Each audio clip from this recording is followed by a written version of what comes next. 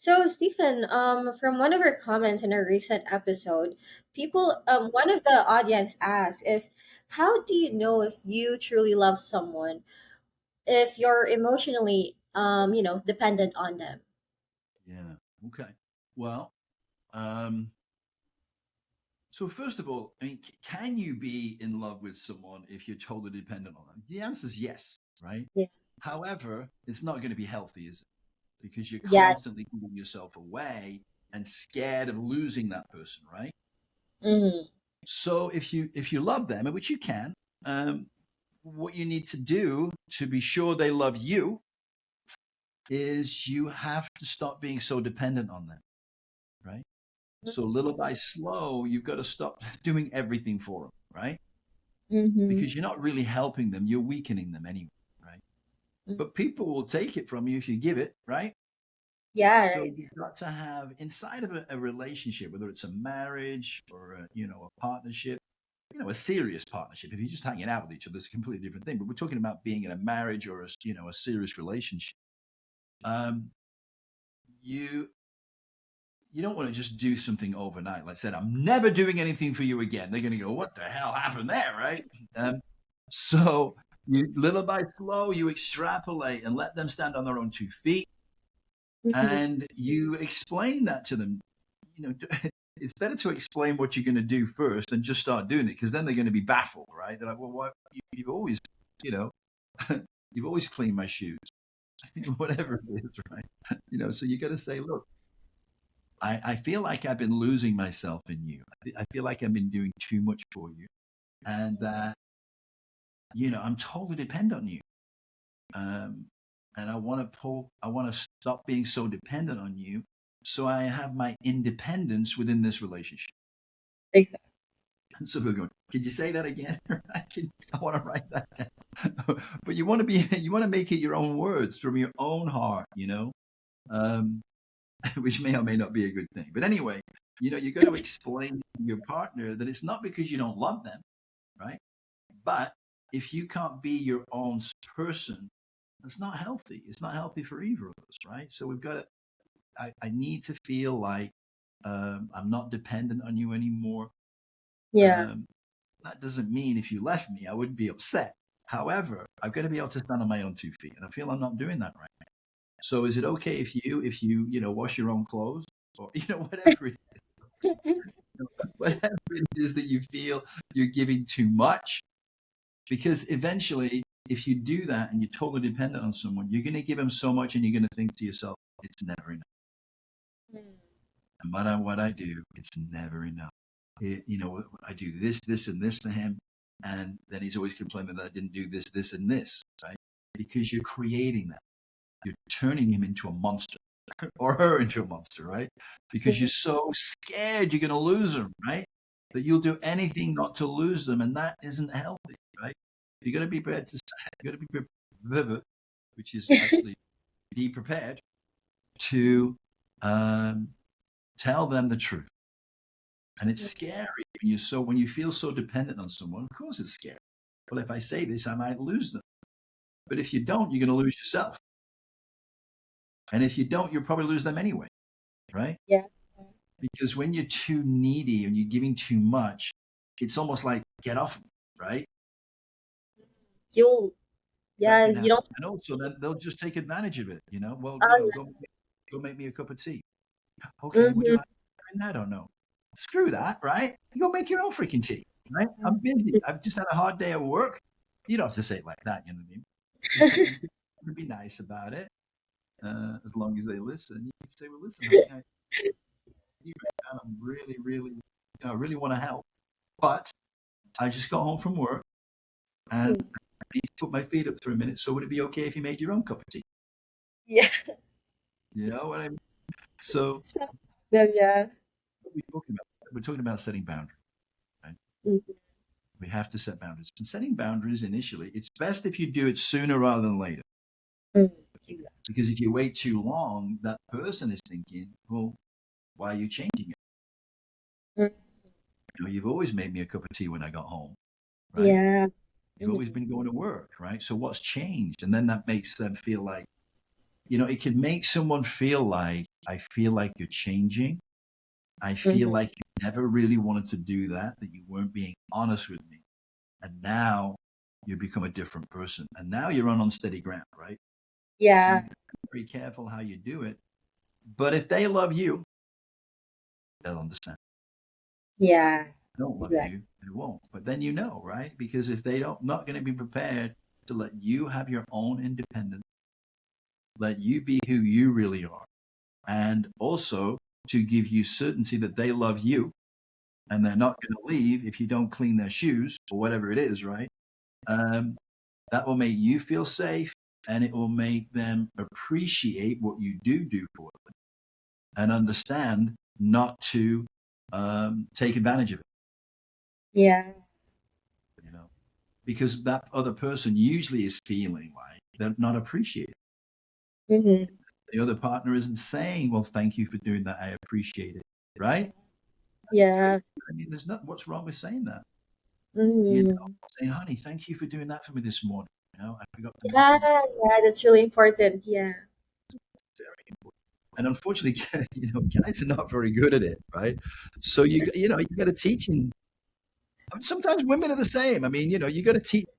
We teach the world how to treat us, right? Yeah. And you got to ask for what you want sometimes. You know what I mean? You know, Exactly. you can say, listen, it'd be really nice if you said thank you once in a while. You know, Mm-hmm. you know, because sometimes I just don't feel like you appreciate what I do, right? I mean, Yeah. who else is gonna pin your wig on your head before you leave every morning? You know what I mean? I mean, we're making light of it because that's how I am, right? I'm making fun out of everything, but um, Mm-hmm. it is a serious issue, no question about it. And again, if you don't do anything about it, it's just going to get worse and worse and worse, and you're going to feel totally unappreciated. You're going to feel totally unloved, and that just withers you. Um, it tears at your soul. It tears at your soul, right? And it's kind of like, and I went through this as a kid. I remember I fell. Uh, I was saying love, but it wasn't really love because I never even spoke to her. But Yeah. I was infatuated with this girl, right? Wait. Wait. How old were you? This when you were infatuated with this girl? 48. No, I'm just kidding. Oh, that's very young. No, I would say I'd be 14 or 15, right? Oh, okay. Okay. Got it. Yeah. Yeah, and I used to wait uh, after school finished. I used to wait at the bottom of the stairs where I thought she might walk down those stairs, right? And she never did. I don't know how she got out of that building. Maybe she knew I was waiting and she climbed out the window. I don't know. Um, so then, and it was a little bit. I was a little bit of a little bit of a stalker, really, because I used to walk down the road about 150 yards behind her, right? Sometimes, Wow. and I'd be watching her, but I never spoke to her. I never spoke to her until this is kind of crazy, right? This is kind of crazy. I ended up like, let's say, maybe 10 years later, I dated her. I dated her. And I was like, it was like surreal. Do you know what I mean? That this had happened, right? That I was actually with her. Anyway, you know, Yes. 10 years later. Yeah. So I would have been about 24, right? Oh, yeah. Been about, 'Cause wait a minute. I can tell you actually, it was, let's see, how was I when I did that? My parents went on vacation, and when they went on vacation, I stole my dad's car, right? So I was going out in my dad's car because he had a big Mercedes, right? And I was partying like crazy, right? And so she was in a nightclub that I was in, and I remember, because I got a Mercedes, I had the courage to ask her out, right? Or oh, you know what I used to do? You know what I used to do? I mean, this is terrible. I used to tell everybody we're going to have a party at my place, and oh, I used to make sure that any girl that I wanted to date was invited to the party, right? Right. That was my MO. That was my strategy, right? And then once the party started, I'd be systematically getting everybody else to leave, so I'd be left with her, right? And this is what happened. So we were on our own together, And this is kind of an admission too. We're in my bedroom, right? So we're in my bedroom, we're on the bed, and we're making out. And then I told her that story, and she's like, I had no idea. I said, I know you didn't because I never spoke to you, right? But I always imagined that I wanted to, you know. So another thing of another manifestation, right? It's just a little slow, right? Yeah. But It's then when we 10 were years. together, yeah, I'm like, I wanted to be with you 10 years ago, and I don't want to be together with you now. Not being mean, but I just it was different. Does that make sense? It was different, and Yeah. we I think we dated once. Anyway, I have no idea why I told you that. Um, what were we talking about? Yeah, we were talking about setting the boundaries. Oh yeah, yeah, yeah. All right. Well, I don't know what's that got to do with boundaries, but I just thought of it, right? And I thought about being. I guess I was infatuated with her in a way, right? Yeah. And, I used to get headaches because I thought about her so much. Oh, I had my first migraine because I thought about her so much. I never, and well, when I had this migraine, it freaked me out because I didn't know what a migraine was, right? And what yeah. happened is I started to lose my sight in one eye, right? Because it starts to go blurred, right? Because the pressure on your eye, whatever it is, that sent the nerve or whatever, and so Yeah. your vision gets blurred. So I had a migraine because of this shit, right? Anyway, Well, uh, but but my point is, and I think one of my points is, I was too terrified to talk to her. That's what I was thinking about. I think sometimes we can be in a relationship. I wasn't in a relationship with her, but you can be in a situation where your fear stops you from being speaking your truth, right? And that can happen in relationships where you're just so afraid to lose that person, you don't stand in your own power, right? yeah. I'm not sure if that makes sense, but hopefully, you know, you just got to stand up. I could have been dating her 10 years earlier. We could have Yeah. been married. Think, Yeah. think about what she missed out on. She could have been she could have been my fifth wife. You could have five former wives. I could have had five former wives, right? Just think about, I probably shouldn't tell her. She'd be very upset.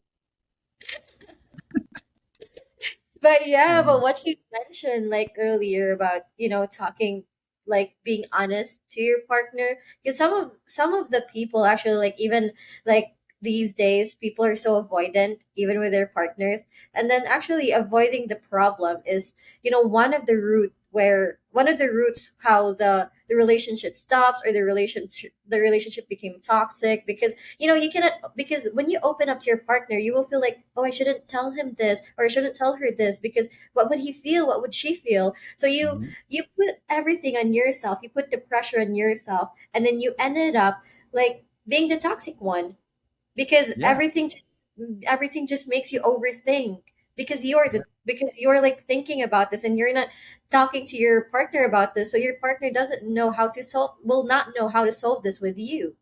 So you're mhm. trying to solve a problem that you can't solve by yourself. Yeah. Yeah. Yeah. So, and I say that, I mean, not usually in the first session with somebody, but, you know, so I'll say, well, who do you think was the toxic one in this relationship? They go, them. I mean, what are you talking about? You know, they were so toxic. And I go, no, it was you. What? How Straight can to you the say point. that? Yeah, right. Well, because your toxicity drew them into that relationship with you. Your toxicity caused you not to leave them. Your toxicity is causing you to complain about them and not take responsibility for your part, right? So we're all toxic, right? And so, what I suggest to people is, listen, the sooner you deal with your toxicity, the better. And the less likely you're going to draw somebody in who's going to mirror that back to you, right? They're going to mirror your toxicity back to you. And then they go, Yeah. I never hit him. He hit me. I go, you know, so what are you talking about? That's ridiculous, right? But they were mirroring back to you the fact that you would allow it, Mm-hmm. Yeah. right?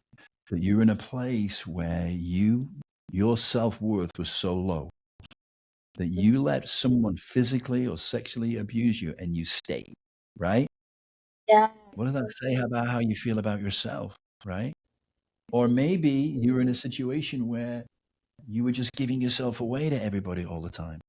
right? Yeah. And they were showing you it's time to stand in your own power, Mhm. right? You're a powerful woman or a man. I mean, women kick the shit out of men too, right? Sometimes it's them doing the beating, right? Oh yeah. Not generally, but it happens, right? And I can speak for myself. Yeah. Let me give you another example now as we're doing this, right? You know, stuff's just going to pop into my head, right? Mhm. So All I the was time, Steve. I was talking to a couple, right? And one of them wanted to have polyamorous relationships, and the other one wanted to be monogamous, right? Mhm. Now, the person that wanted to be polyamorous never said they were going to have sex with these women, right? However, it was hurting his partner. She didn't want him to do that, right? Because she wanted to just have one partner. Yeah. So who's right, who's wrong? Well, I can actually, um, different. I mean, I can actually decide which one is right or which one is wrong because I don't know if they both agreed. Like, what if it's the woman who doesn't agree to have the poly relationship, right? Because you would assume that, right? All right, well, hang Yeah. on a second. What you said in the beginning is correct. Uh huh. It's all about honesty, right? And it's Hmm. all about what do you consent to, what do you agree with. Yeah. So he Exactly. actually told her right up front. He wasn't hiding it, right? He Hmm. wasn't Yeah. lying to her, wasn't lying to her, Yeah. Hmm. but she was lying because she Hmm. accepted it, right? She said, that's not what I really want. What should I do? And I'm like, well, you just got to be radically honest. Neither one of you is wrong, right? Hmm. But if you pretend that it's okay with you, then later on, It's gonna. if it's not okay with you, it's going to build inside you anger, Yeah. resentment, jealousy, all this stuff is going to build inside you and it's going to spill out one day. And it's probably Yeah. not going to be nice. It's probably going to be an argument. You might hit him with a frying pan. I don't know. It could be bad. Right? So, and then he's going to look at you and go, what are you talking about? You said you were okay with it, right? Exactly. Hmm. So, in a way, she led him down a path, right? Where he thought it was okay, but she wasn't okay. So you got to have radical honesty. And sometimes people think, well, I'll change him or I'll change him. Maybe over time he won't do that anymore. I'm just going to show him how much I love him and I'll be everything he's ever wanted, right? She's taking it on as a challenge, right? You got to love people for who they are right now, who they could be, not who they could be, right? Not because they've got the potential to change, right? No, you got to love them for who they are right now. Accept that, Exactly. and then again, you got to set the boundary and say, well, that's a non-negotiable for me. Mhm. I wouldn't be able to live with the fact that I'd be thinking about him being with other women all the time. I wouldn't be able to live with the fact that why do you need other women? What is it that you can't get from me that you're getting from them? It makes me feel less of a woman, right? If I Yeah. can't fulfill you on my own, then maybe I'm not the right woman for you. And, Mhm. why do you need to be with all these different women? What's the psychology behind that? Well, you don't know. And it could be a million different things, but it could be because they're afraid if they lose you and they don't have somebody else, they're going to be on their own. Yeah. So now I got a stable of women, right? That if Yeah. any one of them moves, I got plenty of other ones in the pipeline, right? I mean, I'm Grab the not saying backup plan. they got a backup plan, right? And that makes them feel more secure, right? Well, Hmm. fine. But if it means taking away the security of your partner that you really want to be with, is it worth it? Is it worth it? And anyway, I'm not making either one right or wrong. I'm just saying that you got to be really clear about these things and what you're getting into, So, and people get into relationships where they have multiple partners. And just from my experience, it can work out, but it's rare. It's rare because, in my opinion, right? I'm very opinionated, right? In my opinion, from my perspective, which again doesn't make it right. For me, this is just for me, right? When I'm in a relationship, I give everything I have to that relationship. Hmm. I don't have the time or inclination to do that to two people, Yeah. two women. That's freaking, it's exhausting with one, right? Never mind two.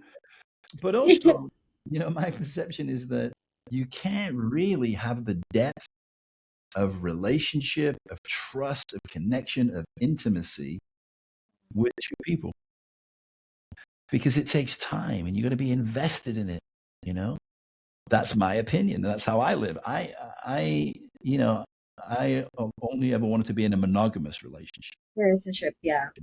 And for me, that works. And my beliefs about that are strong. So people say, well, can't you change that? I could. Am I gonna? No, I don't want to change that, right? Yeah. Because for Mhm. me, in everything I do, I'm very intense, right?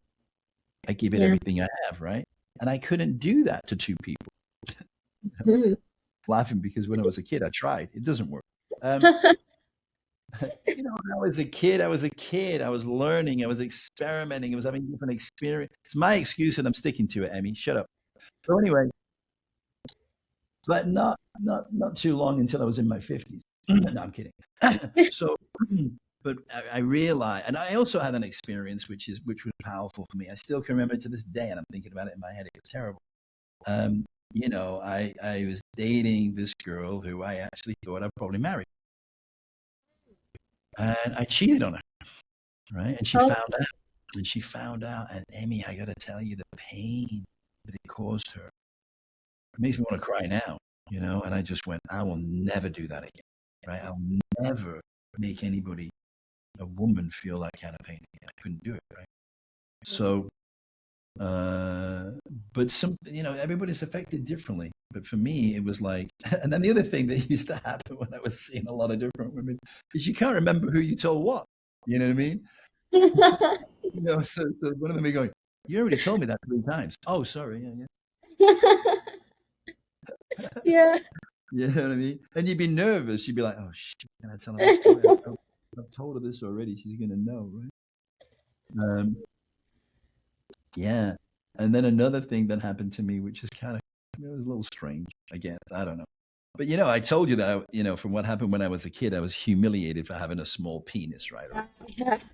And how it made me an overachiever, right? Yeah. So I was really good in the bedroom, right? So women would, these girlfriends would say, "Oh my God, that was amazing, right? That was so good." And you know how women tell their friends everything, right? And I I used to say, I didn't even do that. right, right. So I would say to them, "Listen, whatever you do, don't tell your girlfriends, right? Because they Yeah. tell their girlfriends, and then what their girlfriends thinking, I want to spend the night with him, right? And they would, they'd freaking call me up, right? They No. would call me up. What are you doing? I'm just going to bed. Oh, well, can I come over? You know what I mean? And so it was great for a while, and then you're thinking, yeah, this is too much. Because what if my girlfriend finds out that I slept with her best friend, right? And then I'm Those, thinking, those, and it gives you a weird perspective on life because you're thinking, this is what you're going to do to your best friend? You're going to sleep with a boyfriend? I mean, how does that make you a best friend, right? yeah. So you become a little cynical. Um, but it's life, what goes on, right? All right. So those are some personal experiences that Yeah. changed me and caused me to want to be monogamous, right? And Hmm. again, it didn't happen overnight. I had a good time first, but um, yeah. So, and I used to say that to Tamaz, right? I used to say, don't. And she goes, God, you're a freaking god in the bedroom, you know what I mean? I said, don't freaking tell anybody, right?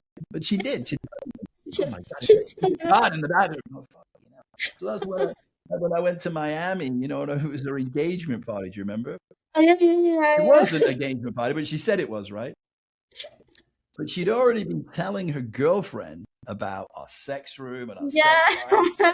So when we go to this party, she's there and she's all over me like, Stephen, I want to see the sex room. Could you show me around? But you see, for me, when I'm in a relationship, it's very intimate, but it's very private.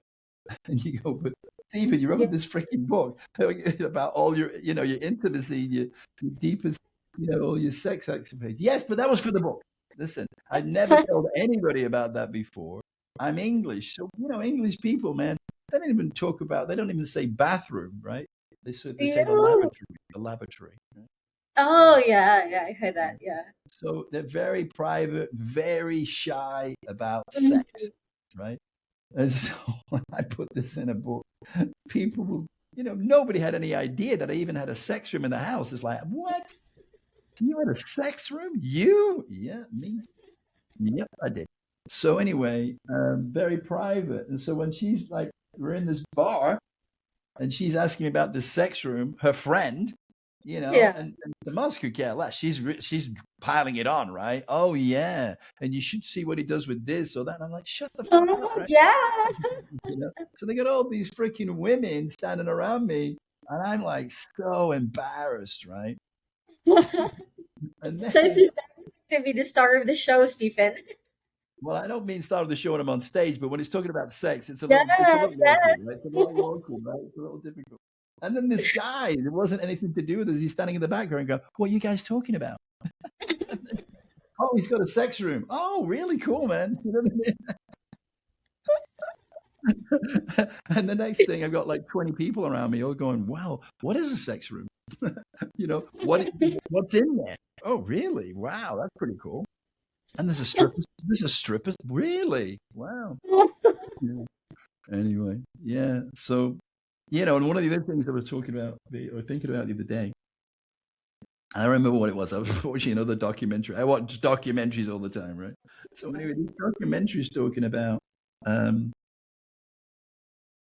oh yeah, because I talk about being vulnerable and sharing your secrets, with the people, and then I was thinking, well, this person's sharing, well, like, I need to mention you got to be careful about that, right? You don't want to go too far, right? I'm talking about secrets that like sharing that I was in a mental asylum or that I had a small dick or all those kind of things.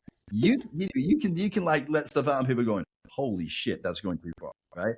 So you got to be careful, right? I'm not saying do what I did and put all of it in a book, but I am saying, share it with someone you love because Mhm. it's trust, right? Yeah, It's it's true. never going to be easy to do that because that person could use it against you, right? Oh, yeah, exactly. I mean, we've all had that happen, right? You tell them something and then they start saying, well, you said yourself you're this, and this. And you go, holy shit, I told you that in confidence, right? So you've got to be clear that you're telling them in confidence. But the fact that you'll do that, what is that telling that person? You trust them, right? Oh, yeah. That you trust them. And relationships are built on trust. And a good person, a person you want to be with, a person you love, when you put that trust in them, they would never, ever tell anybody else. But they'd also feel like, well, that's amazing that you trust me, right? Yeah.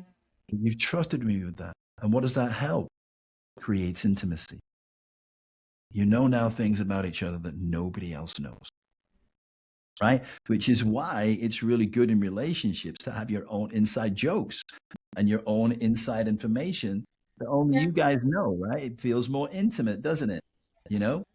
And you understand each other's humors, everything. It's so nice to Yeah. feel, yeah. And you have silly, stupid names for each other, right? Yeah. Call sign. The call sign, right? Yes, it's the call sign, right? Just don't make it dickhead because that's probably not going to go.